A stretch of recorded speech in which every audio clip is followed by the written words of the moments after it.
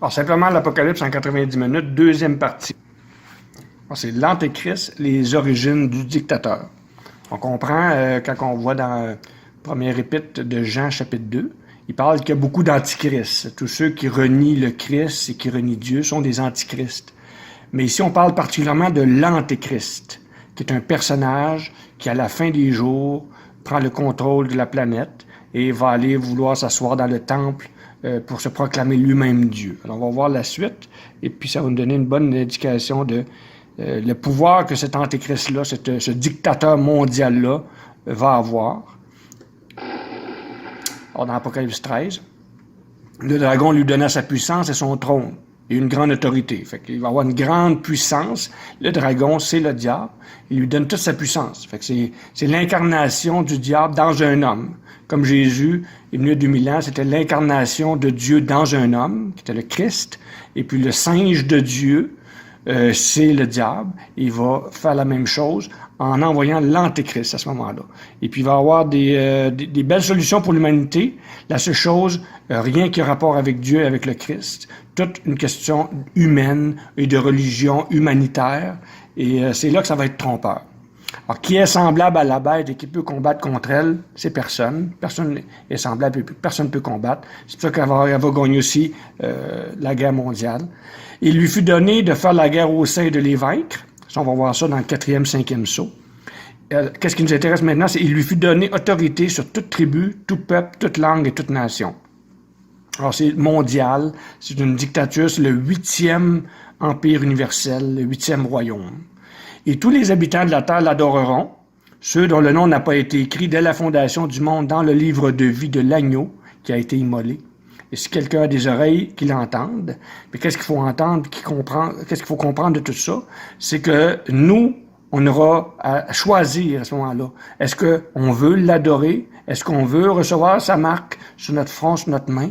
Ou si nous, on veut rester fidèle au Christ? Et puis ça va être mélangeant parce que il va avoir l'apparence de la piété, il va dominer avec un système politico-religieux, il va avoir un faux prophète qui va avoir l'air d'un agneau, mais qui va parler comme un dragon, qui va être travaillé avec lui. Alors, ça va être mélangeant pour beaucoup de monde.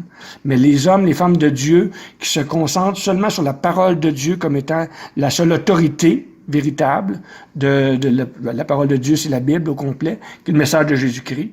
Et c'est eux qui vont être capables de voir la différence et de discerner. Alors, c'est pour ça que Dieu veut nous avertir à l'avance pour qu'on se fasse prendre par ce piège-là. Dans 2 Thessaloniciens, ça nous dit, à propos encore du même homme, que personne ne vous séduise d'aucune manière, car il faut que l'apostasie soit arrivée auparavant, et qu'on ait vu paraître l'homme du péché, le fils de la perdition, l'adversaire, qui s'élève au-dessus de tout ce qu'on appelle Dieu ou de ce qu'on adore, jusqu'à s'asseoir dans le temple de Dieu, se proclamant lui-même Dieu. Alors ça va se passer au 6e saut, c'est Armageddon. Il va aller s'asseoir dans le temple. Alors ça, c'est connu de tous les gens qui connaissent la Bible en général. L'apparition de cet impie se fera par la puissance de Satan. Alors, vous voyez que les versets se complètent. Alors, dans Ézéchiel 38-39, il est nommé. Il l'appelle Gog, le prince de Roche, de Méchec et de Tubal. Alors, Ézéchiel 38-39. La parole de l'Éternel me fut adressée en ces mots. Fils de l'homme, tourne ta face vers Gog, au pays de Magog, vers le prince de Roche, de Méchec et de Tubal, et prophétise contre lui. Tu diras, ainsi parle le Seigneur l'Éternel. Voici j'en veux à toi, Gog, prince de Roche, de Méchec et de Tubal. Je t'entraînerai, je mettrai une boucle à tes mâchoires, je te ferai sortir, toi et toute ton armée, chevaux et cavaliers, j'ai souligné ça parce qu'à Armageddon, vous allez voir, il y a des prophéties faites spécialement à rapport aux chevaux et aux cavaliers. On va voir ça un peu plus tard, c'est une clé ça. Tous vêtus magnifiquement, troupes nombreuses portant le grand et le petit bouclier, tous maniant l'épée, et avec eux ceux de Perse, d'Éthiopie, de Put. Alors il nomme des pays qui vont être avec lui. C'est une armée internationale. Tous portant le bouclier et le casque, Gomer et toutes ses bandes, la maison de Togarma du fond du nord et toutes ses bandes, beaucoup de peuples avec toi. Prépare-toi, tiens-toi prêt toi et toute ta multitude assemblée autour de toi, sois leur chef. Fait que c'est un chef suprême, alors ça va être le dictateur. Après bien des jours, tu seras à leur tête, à la fin des années, ou à la fin des temps. Tu marcheras contre le pays dont les habitants échappés de l'épée auront été rassemblés d'entre plusieurs peuples sur les montagnes d'Israël. Et toi, fils de l'homme, prophétise contre Gog, tu diras, ainsi parle le Seigneur l'Éternel. Voici j'en veux à toi, Gog, prince de Roche, de Méchec et de Tubal.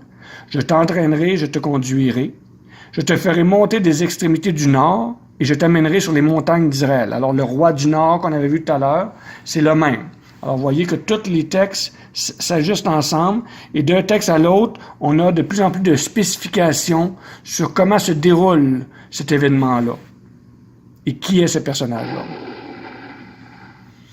L'explication des noms de racines hébreu et grec. Alors, le terme Gog est un titre d'origine mongole signifiant tsar ou empereur. Le mot roche signifie prince suprême, venant du pays de Magog, qui veut dire peuple de Gog. Alors, la plupart des commentateurs bibliques s'accordent pour reconnaître que Roche, Méchec et Tubal concernent la Russie avec sa capitale européenne Moscou et sa capitale asiatique Tobolsk. William Genesius, un éminent professeur de sciences hébraïques du 19e siècle, traite de ces noms dans son lexique hébreu. Voici ce qu'il dit. Méchec fut le fondateur du peuple Moshi, un peuple barbare qui habitait les montagnes moshiennes. Ce savant dit plus loin que le nom grec Moshi dérivé du nom hébreu Méchec est la racine du nom Moscou. À propos de Tubal, il dit Tubal est le fils de Japhet, fondateur des Tibérinis, peuple qui habitait près de la mer Noire, à l'ouest de Moshi. Alors Génésius conclut en disant que sans aucun doute, ce sont ces peuples qui sont à l'origine de la population russe actuelle. Le texte nous détaille certains peuples qui participeront à cette armée internationale, le peuple d'Arménie, Togarma, d'Iran, l'ancienne Perse, de Libye, Put, d'Éthiopie, Cush, de Turquie, du Liban, de Syrie et d'Irak. C'est Gomer qui représente les peuples habitant autour de la mer Noire, ainsi que d'autres peuples arabes, sans oublier les rois venant de l'Orient. Alors l'Orient, c'est le point du ciel où le soleil se lève sur l'horizon, c'est-à-dire à l'est d'Israël, qui représente ici plus particulièrement la Chine, pouvant lever une armée atteignant facilement 352 millions de soldats. Vous allez voir pourquoi tout à l'heure que je parle du montant de cette armée-là, du nombre, parce que c'est détaillé dans l'Apocalypse. Bon, ici on voit Vladimir Poutine, le tsar, empereur souverain, monarque, le prince de Russie. Alors c'est un livre que M. Stephen Lee Myers a écrit. Il dit c'est que Poutine serait un nouveau tsar. Alors il agit comme un tsar et comme un dictateur en réalité. En même temps, M. Poutine, ajoute-t-il, est le nouveau tsar de Russie. Il est dangereux dans le sens qu'il ne se soucie pas des libertés civiles et de la liberté. Alors lui, en anglais on voit ici, c'est une traite pour la sécurité des Américains dans le monde aussi. Alors vous allez voir pourquoi de plus en plus. Alors à la fin, dictateur, c'est celui qui concentre en lui tous les pouvoirs. C'est un maître absolu. Dictature, c'est un pouvoir absolu et souverain dont font partie la Russie, la Chine et la Syrie, déjà présentement, et plusieurs autres aussi. Alors, c'est comme pas nouveau pour lui d'être dictateur, il l'est déjà dans son pays. Et il va l'être de plus en plus, là, il va l'être mondialement. C'est ce que la Bible nous annonce. Ici, qu'est-ce que j'ai? C'est le drapeau de l'Union soviétique, l'ancienne Union soviétique, qui est maintenant la grande Russie. Alors, à l'époque, c'était des personnes qui sont allées visiter la Russie et ils ont demandé au guide qui les guidait que représentait le drapeau de l'Union soviétique à l'époque. Alors, c'était le drapeau qu'on voit là, rouge complètement, avec le marteau et la faucille et une étoile à 5 pointes. Alors, qu'est-ce qu'il a expliqué? Il a dit, le marteau et la faucille, c'est le travail des ouvriers. Le rouge, c'est le sang des ouvriers qui sera versé et le travail des ouvriers qui sera fait pour conquérir les 5 continents. Alors, c'est ça le but de l'Union soviétique du début et de la Russie encore maintenant et des pays communistes socialistes, c'est de dominer le monde et que leur système soit le système mondial. Alors ça n'a pas changé ça. On voit ici Vladimir Lénine qui disait à l'époque, tôt ou tard le communisme dominera le monde. Quand il dit tôt ou tard, c'est parce qu'ils ne sont pas pressés. L'important, c'est qu'ils veulent l'avoir un jour. Mais qu'ils l'aillent, ça va être terminé. Mais ils vont l'avoir pour tout le temps. Mais d'ici ce temps-là, ils prennent bien leur temps, puis ils calculent qu'est-ce qu'ils font. Le but principal de la doctrine communiste était, et moi je dis est, la conquête du monde entier. Vous avez des références où aller voir ça. Ici, je parle de Viktor Surovov. Qui est Viktor Surovov? Alors, Viktor Surovov fut le second officier de la GRU, le mystérieux service secret militaire soviétique. Ça, c'est le nouveau nom pour le KGB à l'époque. Alors, lui, il est passé à l'Ouest, mais le seul encore vivant, car l'autre qui s'était réfugié aux États-Unis a été assassiné. M. Surovov, qui vit 24 heures sur 24 sous la protection des services spéciaux britanniques, rompt pour la première fois le silence et accepte de rencontrer un journaliste occidental. Voici ce qu'il nous dit à propos des Russes. Durant toutes mes années de formation dans l'armée, puis à la direction de la GRU, j'ai appris que l'Ouest était l'ennemi à abattre. Je me rappelle aussi une formule enseignée à l'école de guerre.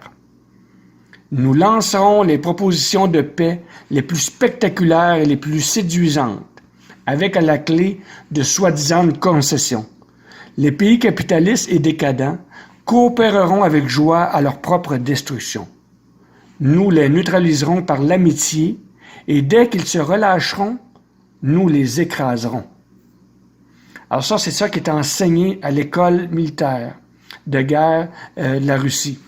Et puis, je peux vous dire une chose, ça, ils l'ont déjà commencé. C'est la proposition de paix la plus spectaculaire et séduisante du monde. Ça s'est fait avec Gorbatchev. Lui, Gorbatchev, il était au KGB à l'époque, et puis il était chef de la désinformation. On va dire, il savait comment mêler le monde. Hein?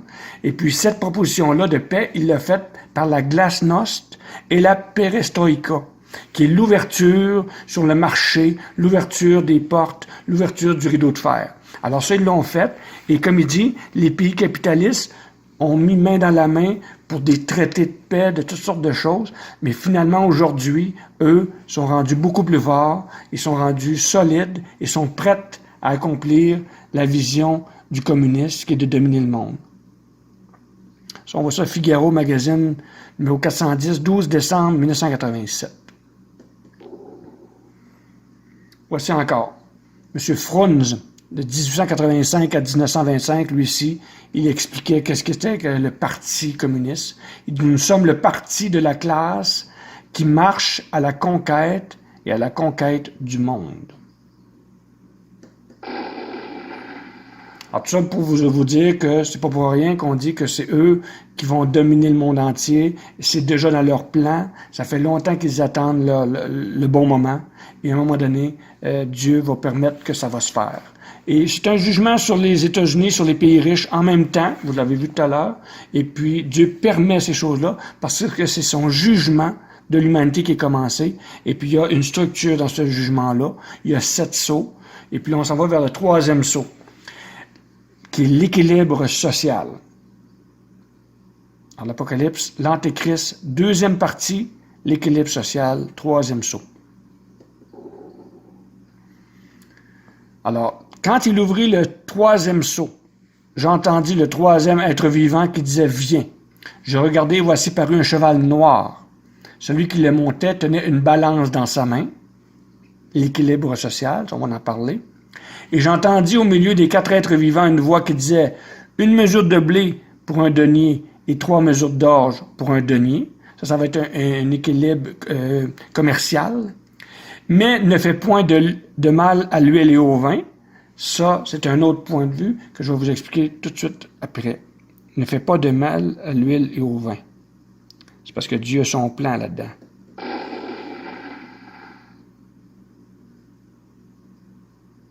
Apocalypse 6, 6. Alors, l'huile est la figure du Saint-Esprit et le vin représente la joie des chrétiens qui prêchent la parole de Dieu. Après la guerre, viendra un temps de calme temporaire, car l'Antéchrist sera très occupé à reconstruire. C'est pourquoi les chrétiens auront un temps de liberté pour faire de l'évangélisation. La Bible nous dit qu'il y aura un réveil spirituel extraordinaire sur toute la face de la terre. Les chrétiens du monde entier vont recevoir le souffle du Saint-Esprit qui leur apportera une joie spirituelle aussi grande que celle du jour de la Pentecôte, il y a 2000 ans, lorsque Dieu répandit son Esprit sur ses enfants. Cette effusion de l'Esprit Saint, prophétisée à plusieurs endroits dans la Bible, nous annonce un temps d'abondance spirituelle sans pareil. Alors, selon les textes bibliques, la Pentecôte fut la pluie de la première saison, tandis que cette période d'après-guerre, où l'Esprit Saint sera abondamment répandu, s'appelle la pluie de la dernière saison. Le prophète Joël précise « Il arrivera qu'au dernier jour, dit Dieu, je répandrai de mon esprit sur toute chair. Vos fils et vos filles prophétiseront, et vos jeunes hommes verront des visions, et vos vieillards songeront en songes, et sur mes serviteurs et mes servantes en ce jour-là, je répandrai de mon esprit, et ils prophétiseront. » On voit ça dans Jérémie 5, 24, Jacques 5, 7 en parle, Joël 2, 28.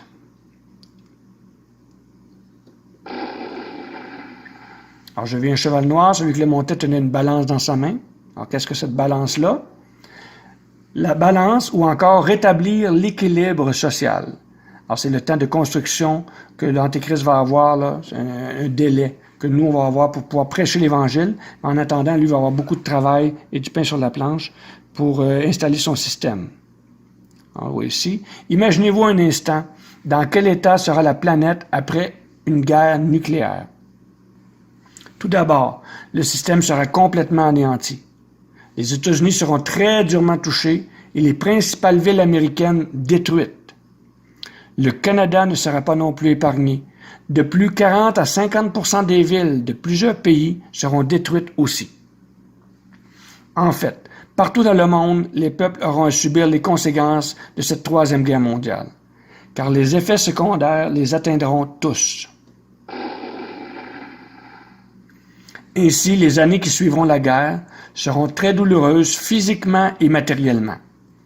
En effet, les systèmes de communication seront touchés, l'électricité, le transport, les soins médicaux, le chauffage, le logis manqueront sérieusement. Et que dire de l'eau des rivières et des fleuves? Les animaux, les cultures de toutes sortes seront contaminés, aggravant les problèmes d'approvisionnement en nourriture. Cette situation prévaudra dans la plupart des pays du monde. La reconstruction sera longue et pénible et d'une ampleur gigantesque.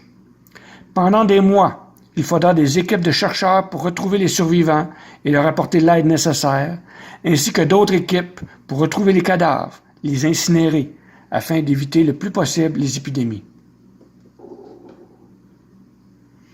À cause de la destruction des secteurs industriels, la société aura très peu de possibilités techniques. L'économie et l'industrie ne seront pas détruites complètement, mais feront face à des problèmes majeurs auxquels il faudra remédier. Toutes ces tâches échoueront naturellement à ce nouveau gouvernement mondial, qui sera formé après la guerre et qui aura de toute évidence beaucoup de pain sur la planche. Une fois que la plupart des gens seront secourus, il faudra entre autres enlever les débris de toutes sortes, mettre sur pied un réseau de communication minimum, effectuer les réparations les plus urgentes aux édifices, aux routes, aux installations d'utilité publique. Il faudra réorganiser les systèmes de transport, relancer le marché et l'économie, et etc. Il faudra naturellement ajuster la population à un nouveau genre de vie qui sera mis de l'avant par les nouveaux dirigeants mondiaux. Tous les gouvernements des pays qui n'auront pas été détruits et qui ont été témoins de la puissance avec laquelle l'Empire russe aura remporté cette guerre et en anéantissant le capitalisme, n'auront pas d'autre choix que de se soumettre docilement à ce nouveau régime, par crainte d'être anéantis à leur tour. Ainsi, en ces jours-là, l'Antéchrist étendra son emprise sur toute la terre. Et c'est là qu'on tombe avec le plan de Dieu et des décisions que nous aurons à prendre en tant que chrétiens. Alors, si quelqu'un adore la bête et son image, et reçoit une marque sur son front ou sur sa main, lui aussi boira du vin de la fureur de Dieu.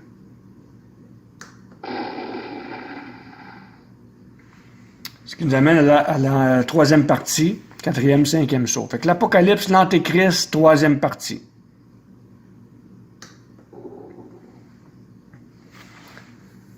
Matthieu 24, Jean 16. Alors on vous livrera au tourment et l'on vous fera mourir et vous serez haïs de toutes les nations à cause de mon nom. Ça, c'est Jésus qui nous dit ça.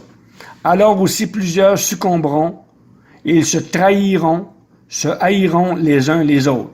Fait que c'est le grand test qui s'en vient, parce que là, à un moment donné, l'abondance est terminée, l'abondance de pouvoir aller évangéliser, spirituel, etc. Là, ça va devenir le contraire. Là, ça va devenir les persécutions chrétiennes contre les ennemis de l'État. Puis les ennemis de l'État, c'est ceux qui ne voudront pas fonctionner dans un système politico-religieux humain organisé par l'Antéchrist, qui va avoir des belles choses qu'il va vouloir faire. Mais sauf que Jésus-Christ, le Fils de Dieu, ne sera pas là. Ils ne mettront pas là-dedans vraiment. Et la parole de Dieu, ils vont vouloir, comme ils ont toujours fait, nous dire d'arrêter de la lire, que eux autres sont capables de nous l'enseigner. Ils vont continuer. Alors ça, c'est pas nouveau dans l'histoire de l'homme. C'est arrivé à chaque fois. L'Église catholique en particulier est allée avec Mussolini, s'est prostituée avec Mussolini, prostituée en fermant les yeux avec Hitler, et à ce moment-là, ils vont encore faire la même chose. Vous allez voir un peu plus loin, c'est des prophéties bibliques, et c'est des textes. Ils vont faire la même chose avec l'Antéchrist. L'Antéchrist va dominer, il va avoir avec lui un bras droit qu'on appelle le faux prophète, la fausse femme, la prostituée. Alors, Jean 16, je vous ai dit ces choses afin qu'elles ne soient pas pour vous une occasion de chute. Ils vous excluront des synagogues, et même l'heure vient où quiconque vous fera mourir croira rendre un culte à Dieu. Ils vont penser que Dieu leur dit d'éliminer les vrais chrétiens. C'est une confusion qu'il y a là-dedans, et c'est les gens qui ne sont pas en relation personnelle avec Jésus-Christ vont tomber dans ces pièges-là, les pièges religieux, et pièges politico-religieux que l'homme, lui, sait faire, puis a toujours fait. Ils agiront ainsi parce qu'ils n'ont connu ni le Père, ni moi. C'est pas pour rien qu'il dit que même le frère livrera son frère à la mort, le père ses enfants, les ennemis d'un homme seront les gens de sa maison, ça va l'être encore davantage là, et même entre chrétiens. Malheur à la terre et à la mer, car le diable est descendu vers vous, animé d'une grande colère, sachant qu'il a peu de temps. Apocalypse 12, 12.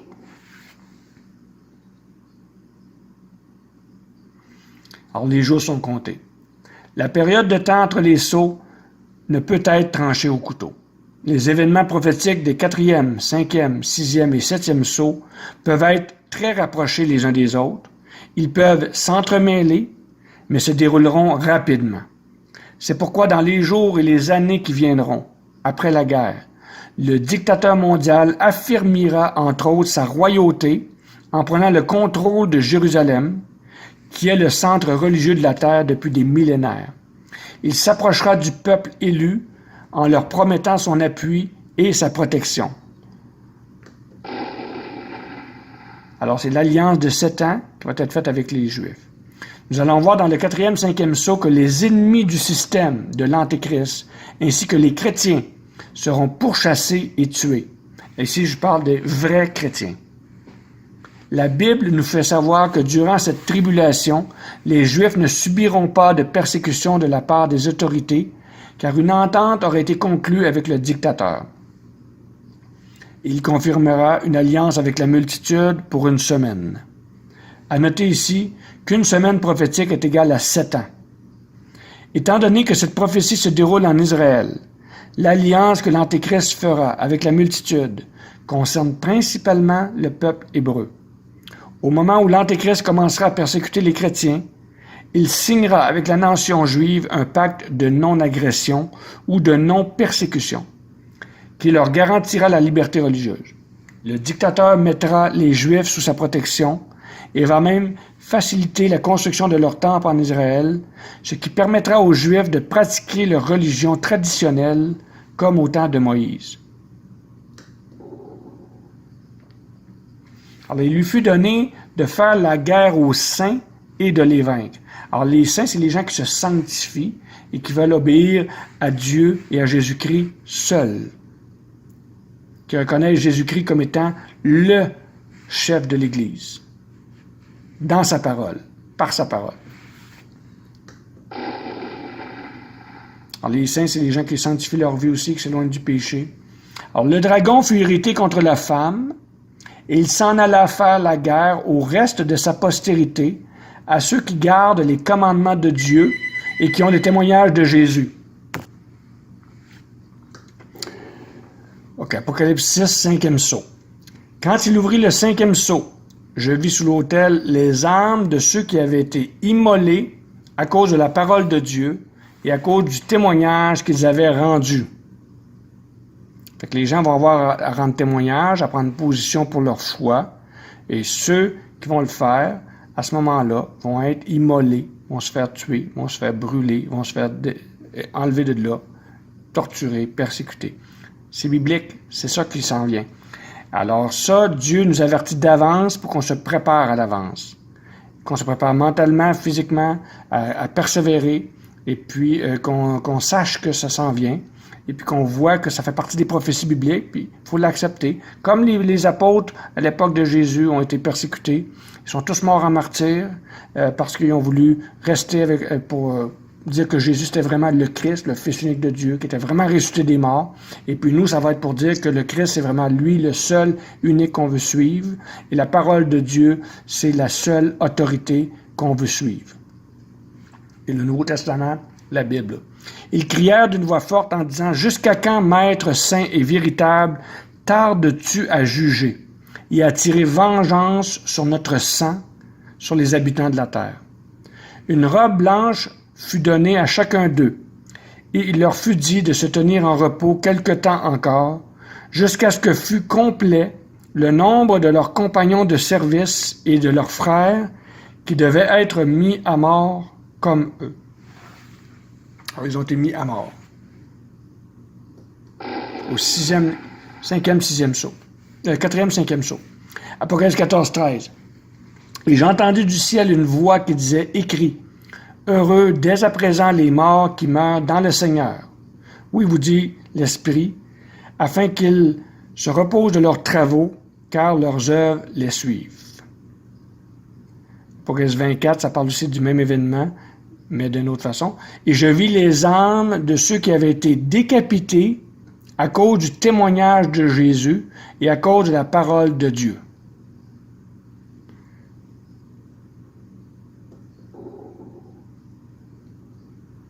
J'aimerais bien vous dire autre chose, mais c'est ça qui est écrit.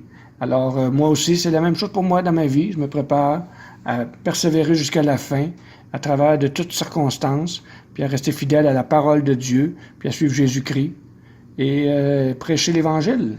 C'est bien simple, c'est comme ça. Le faux prophète. Puis je vis monter de la terre un autre bête qui avait 2 cornes, semblables à celles d'un agneau et qui parlait comme un dragon.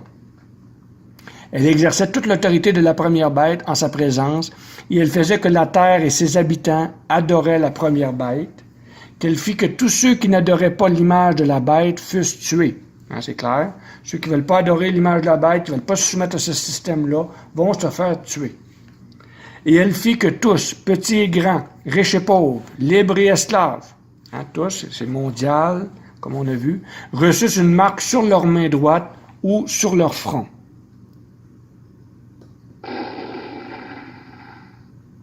Le faux prophète, la prostituée, elle fit que tous ceux qui n'adoraient pas l'image de la bête fussent tués. Apocalypse 13, 15. On va voir ici la bête. Je vis monter de la terre une autre bête qui avait 2 cornes semblables à celles d'un agneau et qui parlait comme un dragon. Fait qu'elle a l'air d'un agneau, Mais elle parle comme un dragon, ça veut dire qu'elle n'enseigne pas la parole de Dieu telle qu'elle, mais elle enseigne des religions, de suivre des gouvernements mondiaux, des religions mondiales, plutôt que de suivre Jésus-Christ seulement. Alors c'est ça qu'elle fait. C'est là qu'on voit que c'est la fausse femme. Parce que la vraie femme de Jésus-Christ, elle est avec Jésus-Christ seule. Alors, ici, on voit, bon, c'est le pape qui est là, mais c'est pas nécessairement celui-là, ça peut être le prochain. De toute façon, c'est sûr, certain, c'est le pape de l'Église catholique romaine, le pontife. C'est lui qui va être là, qui va être le bras droit de l'Antéchrist. Quel personnage ça va être encore là, l'homme en tant que tel, on ne sait pas, mais on sait que c'est sa hiérarchie à lui. Apocalypse 17. Il nous explique encore là comment ça qu'on peut savoir d'où vient cette fausse femme-là. Là. Alors, c'est ici l'intelligence qui a de la sagesse. Les 7 têtes sont 7 montagnes sur lesquelles la femme est assise. Alors, Rome est la ville aux 7 collines. Il me dit, les eaux que tu as vues sur lesquelles la prostituée est assise, ce sont des peuples, des foules, des nations et des langues. Et la femme que tu as vue, c'est la grande ville qui a la royauté sur les rois de la terre. C'est une grande ville. Le Vatican, c'est un État, d'ailleurs. Et puis, c'est un État qui dépasse les frontières parce qu'ils sont implantés partout dans le monde entier. Et puis, ils ont autorité même sur des rois et des gouvernements à cause de l'autorité spirituelle qu'ils disent qu'ils ont à ce moment-là. Et c'est pour ça que ça fait que on voit ça, elle a la royauté sur tous les rois de la terre. On va voir encore des images de ça. La femme que tu as vue, c'est la grande ville qui a la royauté sur les rois de la terre. Qui sont ces rois de la terre là-bas. Un titre de l'évêque de Rome est pontife, c'est-à-dire celui qui construit des ponts avec Dieu et entre les hommes. Le pape François rappelait cette mission lors de sa première audience avec la diplomatie internationale. Alors, ils ont le droit, ils sont entrés dans la diplomatie internationale. On voit ici, les gens sont bien contents de se faire photographier avec lui, le respect quant à l'autorité morale du monde. Alors, Vladimir Poutine, c'est avec le pape, la reine d'Angleterre avec le pape, l'ancien président de la France avec le pape, etc. Ici, son rôle le plus reconnu est le rapprochement facilité entre le Washington et la Havane, grâce notamment à des rencontres au Vatican en octobre 2014, avec il se mêle de politique internationale. Ici, c'est avec Fidel Castro, avec Barack Obama et son épouse.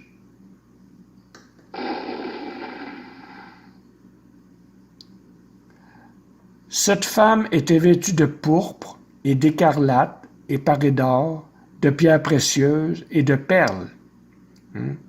Beaucoup de richesses. Les trésors du Vatican, c'est incroyable. Quand Jésus est venu il y a 2000 ans, il a pris le fouet à un moment donné, il est rentré dans le temple, et puis il a dit aux vendeurs de sortir de la maison de son père, qu'ils en avaient fait une caverne de voleurs. Et je pense qu'il retournerait au Vatican aujourd'hui, il ferait la même chose. D'après moi, il ne laisserait même pas rentrer. Alors, cette femme était vêtue de pourpre d'écarlate. Elle tenait dans sa main une coupe d'or remplie d'abominations et des impuretés de sa prostitution. Alors, la religion plutôt, les cérémonies, plutôt que la parole de Jésus-Christ, reprendre le péché, corriger, encourager, aider avec amour, humblement, partager. Alors, c'est toutes des choses qu'ils ont oubliées au profit de traditions, de cérémonies religieuses. Alors, c'est pour ça qu'ils se sont prostitués. Il s'est employé aussi à ce que sa propre Église se rapproche de ceux dont elle reste historiquement éloignée. Généralement, il n'allait pas vers les orthodoxes, il n'allait pas vers les arabes, il n'allait pas vers personne d'autre. Aujourd'hui, on les voit là, avec tous ces grands dirigeants-là, orthodoxes et arabes, etc. Alors, ça va être, les autres, ils veulent faire, c'est l'écuménisme, j'appelle. Et c'est là que le faux prophète, le pape, va devenir le pape de toutes ces religions mondiales-là. Il va toutes les rassembler sous son égide, et c'est l'écuménisme. C'est déjà bien commencé. Ça fait longtemps qu'ils préparent leur coup.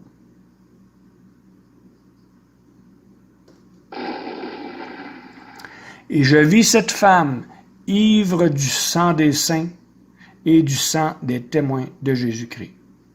Alors, c'est bien clair.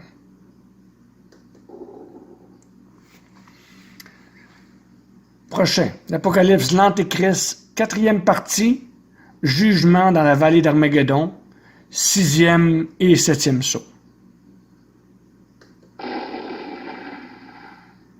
Apocalypse 19. Il avait sur son vêtement et sur sa cuisse un nom écrit « Roi des rois et Seigneur des seigneurs ». Et je vis un ange qui se tenait dans le soleil. Et il cria d'une voix forte, disant à tous les oiseaux qui volaient par le milieu du ciel, « Venez, rassemblez-vous pour le grand festin de Dieu, afin de manger la chair des rois, la chair des chefs militaires, la chair des puissants, la chair des chevaux, et de ceux qui les montent. Fait que vous voyez ici les chevaux et ceux qui les montent. Quand on voyait tout à l'heure dans Ézéchiel, ça parlait exactement de le Gog, prince de Roche, Méchec, Tubal, qui arrivait avec des chevaux et avec l'armée internationale. Alors c'est le même événement qui se produit, c'est Armageddon. Alors la chair de tous, libres et esclaves, petits et grands. Et puis là, vous allez voir pourquoi il dit il fait venir là, les oiseaux de proie. Et vous allez voir pourquoi on souligne ça aussi. Parce que dans les prophéties, c'est des mots-clés qui nous fait comprendre d'autres textes.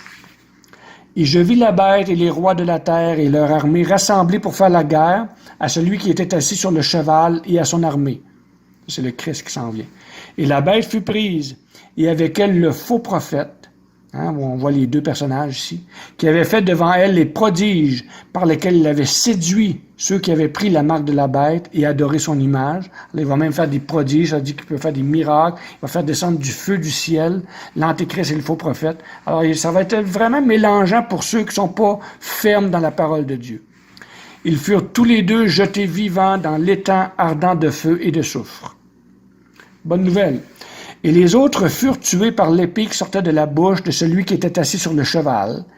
Ça, c'est le Christ, l'épée dans la bouche de celui qui était assis sur le cheval. Et tous les oiseaux se rassasièrent de leur chair. Encore là, les oiseaux. Ils les assemblèrent au lieu appelé en hébreu Armageddon. Vous allez voir un peu plus particulièrement pourquoi que je parle des oiseaux. C'est parce qu'au niveau des prophéties sur l'enlèvement, en particulier, Jésus explique exactement où ça va se produire cet enlèvement-là. Et il se sert des oiseaux de proie à ce moment-là pour l'expliquer. Vous allez le voir un peu plus loin. Ézéchiel 38.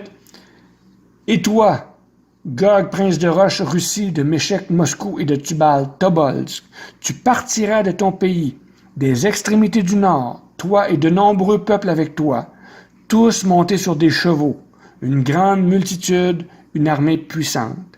Tu t'avanceras contre mon peuple Israël comme une nuée qui va couvrir le pays. Ce sera à la fin des jours. Et je te ferai marcher contre mon pays, afin que les nations me connaissent quand je serai sanctifié par toi sous leurs yeux, ô Gog. Ici, on va parler de l'armée chinoise qui va se rajouter à cette armée internationale-là. Apocalypse, aussi Apocalypse 16, Apocalypse 9. Alors, le 6e versa sa coupe sur le grand fleuve l'Euphrate, et son eau tarit, afin que le chemin des rois venant de l'Orient fût préparé.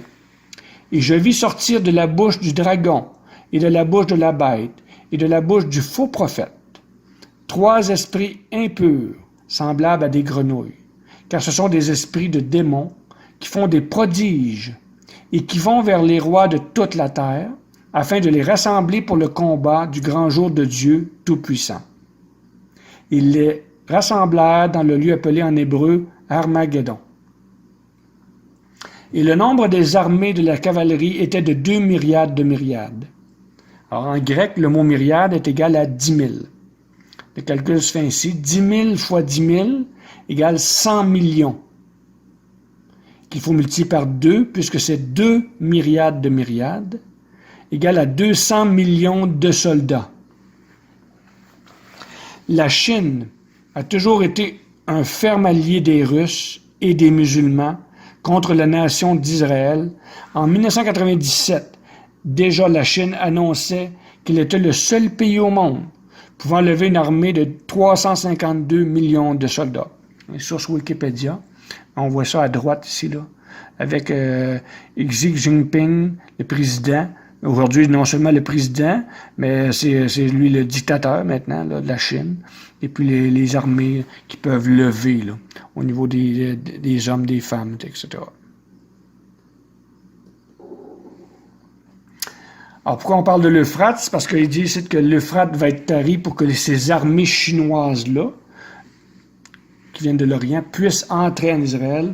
Alors, l'Euphrate, frontière naturelle depuis l'intérieur de la Turquie jusqu'au golfe Persique. L'Euphrate a été tout au cours de l'histoire une formidable barrière entre les peuples. Il est long de 1440 milles. Et jusqu'à tout récemment, on ne pouvait le traverser qu'à certaines saisons et à des endroits précis. Toutefois, il y a quelques années, la Russie a construit 2 grands barrages, l'un sur l'Euphrate en Syrie et l'autre sur le Nil, de sorte que pour la première fois de l'histoire, ces 2 fleuves peuvent être asséchés par des efforts humains, permettant ainsi à des armées venant de l'Orient de se rendre en Israël. Alors, vous voyez, tout est en place pour que les prophéties puissent s'accomplir.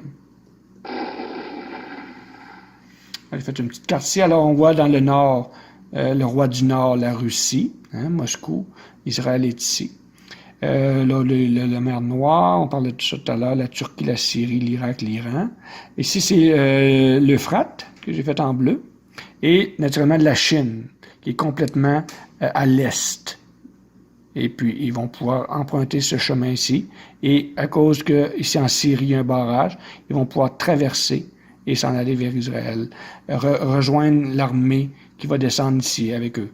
Ils vont se rejoindre là, à ce moment-là. L'armée internationale. Bon, alors on va en parler un peu plus précisément des oiseaux de proie. Là. Dans cette même période, dans la vallée d'Armageddon, un événement spécial prendra place, un festin pour le moins particulier. De tous les horizons accourront des millions d'oiseaux de proie pour participer à ce qui sera pour eux un véritable festin. Et je vis un ange disant à tous les oiseaux qui volent par le milieu du ciel, « Venez, assemblez-vous au grand souper de Dieu, afin que vous mangiez la chair des chiliarques, la chair des puissants, la chair des chevaux, on voit encore les chevaux ici, et de ceux qui les montent, la chair de tous, libres et esclaves, petits et grands. » Ça, c'est Apocalypse 19, à ce moment-ci qu'on voit ça. Alors, tous les textes sont bien sélectionnés pour aller ensemble. Dans cette même période, Dieu donnera puissance à 2 témoins très actifs, les 2 oliviers, Moïse et Élie. Mais étant donné qu'on est dans simplement l'Apocalypse en 90 minutes, c'est un survol, je ne pourrais pas rentrer en détail dans tous les sujets, mais on sait que Moïse et Élie vont travailler bien fort à ce moment-là, en Israël. Alors voici donc l'accomplissement du 6e sceau de l'Apocalypse, qui prend fin sur tous ces événements bouleversants et grandioses, alors que l'armée céleste est sur le point de poser les pieds en Israël avec son chef, le Christ. Nous sommes alors qu'à quelques instants de la conclusion de Dieu. L'armée céleste, parce que le Christ va venir puis il va mettre son pied sur le mont des Oliviers, et puis il y a une armée céleste qui le suit, puis à ce moment-là, il y a des gens qui vont se faire enlever à la rencontre. Alors, c'est l'Apocalypse, le retour du roi, le 7e sceau. Le 7e sceau, la 7e trompette. Le 7e ange sonna de la trompette, et il y eut dans le ciel de fortes voix qui disaient: le royaume du monde est remis à notre Seigneur et à son Christ. Il régnera au siècle des siècles. Alors, c'est une belle nouvelle, le Christ qui revient, et puis on arrive à la toute fin. Le 7e sceau, c'est la fin de l'Apocalypse. Le 7e sceau de l'Apocalypse débute avec l'arrivée de l'armée céleste du Christ à travers les nuées du ciel. Elle est dans l'attente d'un enlèvement qui ajoutera à cette armée nombreuse un nouveau groupe de croyants. Ces croyants, tout comme Moïse et Élie, s'élèveront eux aussi à la rencontre du Seigneur dans les airs. Alors je vous le dis en cette nuit-là, de 2 personnes qui seront dans un même lit, l'un sera prise et l'autre laissée. De 2 femmes qui moudront ensemble, l'une sera prise et l'autre laissée. De 2 hommes qui seront dans un champ, l'un sera pris et l'autre laissé. Alors les disciples lui disent, « Où sera ce Seigneur? » Il répondit, « Où sera le corps? Là s'assembleront les aigles. » Alors c'est les aigles que j'avais parlé tout à l'heure. Où sera le Seigneur? C'est où que ça va se produire, ça? Ça va se produire là où est-ce qu'il va y avoir les aigles. C'est là qu'il va y avoir les corps, c'est là qu'il va y avoir l'enlèvement. Alors c'est en Israël que ça se passe, et c'est au 6e, 7e sceau de l'Apocalypse. Ce texte de l'Évangile de Luc nous confirme que l'enlèvement aura bel et bien lieu sur la terre d'Israël, puisque c'est là que s'assembleront les aigles pour le festin d'Armageddon, comme nous l'avons vu un peu plus tôt. Au moment du retour du Christ, ceux qui seront ravis avec lui seront donc les habitants de Jérusalem et des alentours. En fait, comme les chrétiens non-juifs ont tous été mis à mort par l'Antéchrist à la 4e et 5e trompette, ceux qui se sont échappés et qui sont demeurés vivants jusqu'à ce jour et qui seront enlevés ne peuvent être que des Juifs convertis et des gens qui vont être autour de Jérusalem. Puis je vis descendre du ciel un ange qui avait la clé de l'abîme et une grande chaîne dans sa main. Il saisit le dragon, le serpent ancien qui est le diable et Satan, et le lia pour 1000 ans. Alors c'est le règne de 1000 ans qui s'en vient. Il le jeta dans l'abîme, ferma et scella l'entrée au-dessus de lui, afin qu'il ne séduisît plus les nations jusqu'à ce que les 1000 ans fussent accomplis. Après cela, il faut qu'il soit délié pour un peu de temps. Et je vis des trônes, et à ceux qui s'y assirent furent donnés le pouvoir de juger. Alors, c'est qui s'assoit sur ces trônes-là? En particulier, et il y a ceux-là ici qu'on voit, et je vis les âmes de ceux qui avaient été décapités au 4e, 5e sceau, à cause du témoignage de Jésus et à cause de la parole de Dieu, et de ceux qui n'avaient pas adoré la bête ni son image, qui ont traversé l'Apocalypse en restant fidèles à Dieu, qui n'avaient pas reçu la marque sur leur front et sur leurs mains. Alors ces gens-là, ils revinrent à la vie, ils régnèrent avec le Christ pendant 1000 ans. Alors c'est des belles bénédictions que Dieu nous offre. Apocalypse 19, Alléluia. Car le Seigneur notre Dieu Tout-Puissant est entré dans son règne. Réjouissons-nous et soyons dans l'allégresse et donnons-lui gloire, car les noces de l'agneau sont venues et son épouse s'est préparée. Il lui a été donné de se revêtir d'un fin lin éclatant pur, car le fin lin, ce sont les œuvres justes des saints. Et l'ange me dit, écris, heureux ceux qui sont appelés au festin des noces de l'agneau. Il me dit, ces paroles sont les véritables paroles de Dieu.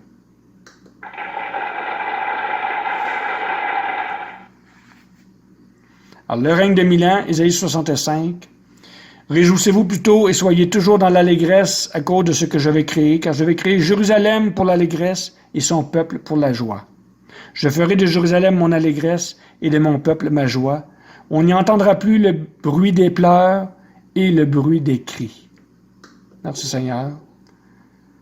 C'est le Christ qui va régner. Ça va être un beau règne. Isaïe 65 nous en parle encore. Il n'y aura plus ni enfant ni vieillard qui n'accomplissent leur jour, car celui qui mourra à 100 ans sera jeune, et le pécheur âgé de 100 ans sera maudit. Ils bâtiront des maisons et les habiteront, ils planteront des vignes et en mangeront le fruit.